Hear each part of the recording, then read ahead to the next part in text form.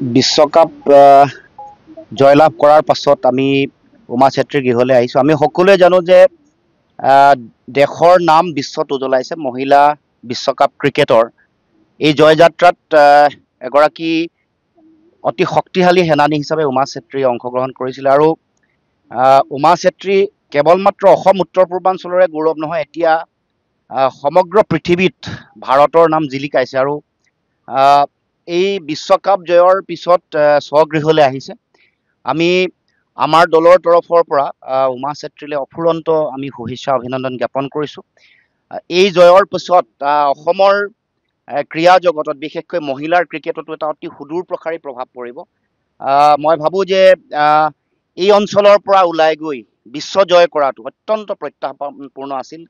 আৰু ইমান প্ৰত্যাহ্বান, ইমান জটিলতাৰ মাজত নিজকে আন্তঃৰাষ্ট্ৰীয় প্ৰেক্ষাপটত এনেকৈ শক্তিশালী ৰূপত প্ৰতিষ্ঠা কৰা, নিজৰ পদচিহ্ন সমগ্ৰ পৃথিৱীৰ ক্ৰীড়াৰ শক্তিশালী মানচিত্ৰত প্ৰতিষ্ঠা কৰাটো মই ভাবোঁ যে অসমৰ জাতীয় জীৱনৰ কাৰণে অত্যন্ত গৌৰৱৰ বিষয়।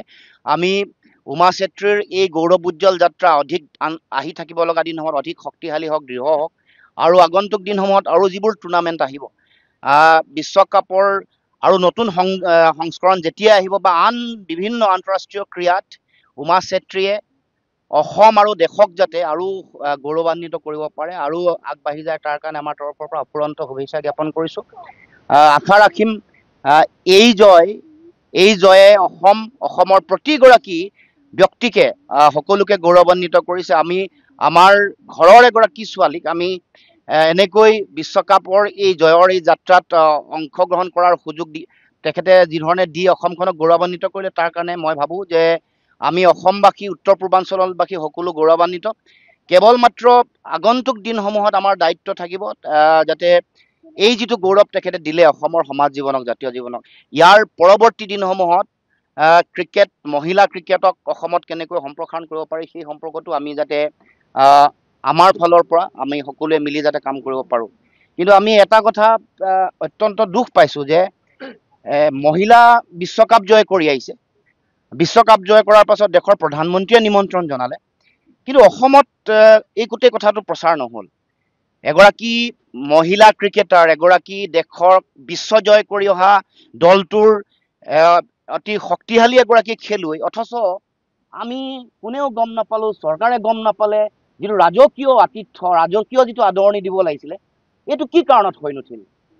সাধাৰণতে যিকোনো ধৰণৰ কথা এটাতে ব্যাপক এটা প্ৰচাৰ চলে, চৰকাৰী যন্ত্ৰৰ ব্যাপক উদ্যোগ থাকে, চৰকাৰী যন্ত্ৰই সাংঘাতিক এটা পৰিৱেশ সৃষ্টি কৰে। বাহিৰৰ পৰা বিভিন্ন বহিৰাগত নেতা কৰ্মকৰ্তা আহিছে, হাজাৰ বিজাৰ মানুহে আদৰণি জনাইছে, গায়ন বায়নে হৈছে, সাংস্কৃতিক দল, অথচ উমা চেত্ৰী আমাৰ ছোৱালী, অসমৰ ছোৱালী, অসমীয়া ছোৱালী এজনীক বিশ্বজয় কৰি অহাৰ পিছত এই যিটো কৃপণালী, এই যিটো একেবাৰে ব্যৰ্থতা বুলি ক'ম বা যিটো অৱহেলাৰ যিটো দৃষ্টিভংগী, এইটো কিয়? এইটোৱে আমাক সকলোকে দুখ দিছে। মহিলা ক্ৰিকেটাৰ হিচাপে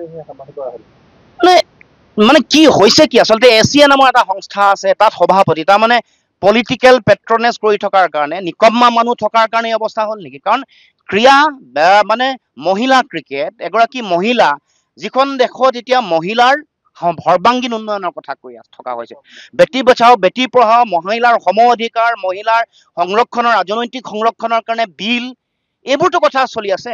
অথচ এখন অসমত এখন প্ৰান্তীয় ৰাজ্য, উত্তৰ পূৰ্বাঞ্চলৰ এখন প্ৰান্তীয় ৰাজ্য, য'ৰ পৰা বিশ্বকাপৰ দলত স্থান লাভ কৰাটোৱে ডাঙৰ কথা।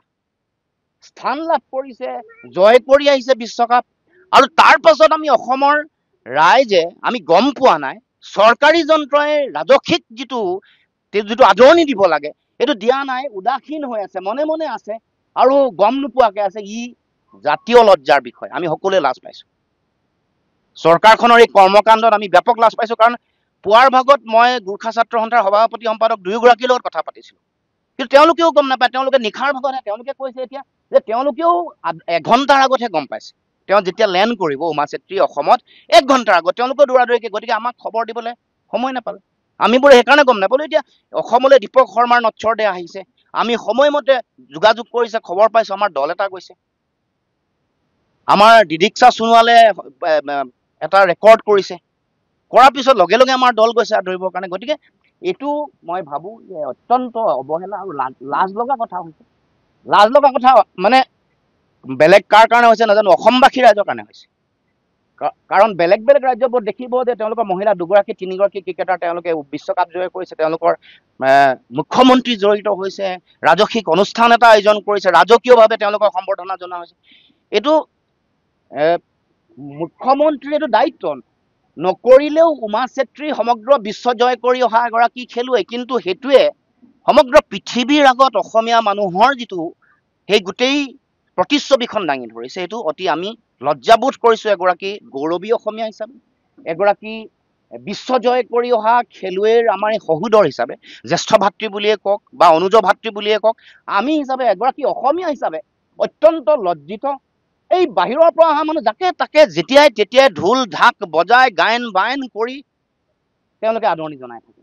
বিভিন্ন সময়ত আমি দেখিছোঁ। আমাৰ নিজৰ ছোৱালীজনীৰ ক্ষেত্ৰত এই কামটো কিয়? আৰু দ্বিতীয় কথাটো হ'ল মুখ্যমন্ত্ৰীয়ে অনবৰত ৰাজনীতিলৈ কিয় ব্যস্ত থাকে? অন্ততঃ আমাৰ গৌৰৱ যিসকলে কৰিছে সেইসকলকতো এটা আদৰণি দিয়াৰ এটা নৈতিক দায়িত্ব আছে, সাংবিধানিক দায়িত্ব আছে। প্ৰথম ৰাজকীয়ভাৱে তেওঁ ৰাজকীয়ভাৱে এয়াৰপৰ্টত ৰাতিপুৱা ৰাতি 10টাই হওক 12টাই হওক 1টা 2টাই হওক যিকোনো সময়ত চৰকাৰী যন্ত্ৰ এইটো কৰিব লাগিছিল। অন্ততঃ নিজে মুখ্যমন্ত্ৰী যাব নোৱাৰিলেও ক্ৰীড়া বিভাগৰ যিগৰাকী মন্ত্ৰী আছে, যুৱ কল্যাণ, সেইগৰাকী মন্ত্ৰীক পঠাব লাগিছিল তেওঁৰ এটা সাক্ষাতত। তাৰপিছত মুখ্যমন্ত্ৰী চৰকাৰী তেওঁৰ যি কাৰ্যালয় তালৈ নিব লাগিছিল। গুৱাহাটীত এটা সৰ্বাংগ সুন্দৰকৈ মুখ্যমন্ত্ৰী বা অসম চৰকাৰৰ উদ্যোগত এটা সম্বৰ্ধনাৰ আয়োজন কৰিব লাগিছিল। আমাক সকলোকে মাতিব লাগিছিল। ইনক্লুচিভ কথা যিটো সাধাৰণতে সকলো দলকে মাতে, সকলো দল সংগঠন ৰাজনৈতিক, এইটো কথা মই খুব দুখ পাইছোঁ। কিন্তু মই ভাবোঁ যে মুখ্যমন্ত্ৰীয়ে চৰকাৰে যিটো সম্বৰ্ধনা নিদিলেও উমা চেত্ৰী ইয়াৰ পৰা গৈ প্ৰত্যাহ্বানপূৰ্ণ অঞ্চলৰ পৰা গৈ যেনেকে জিলিকিছে উজ্বলিছে সেনেকে সদায় উজ্বলি থাকিব আৰু অসমক জিলিকাই ৰাখিব। যিকোনো খবৰৰ বাবে যোগাযোগ কৰক 7099017330 লগতে 7099017110 নম্বৰত।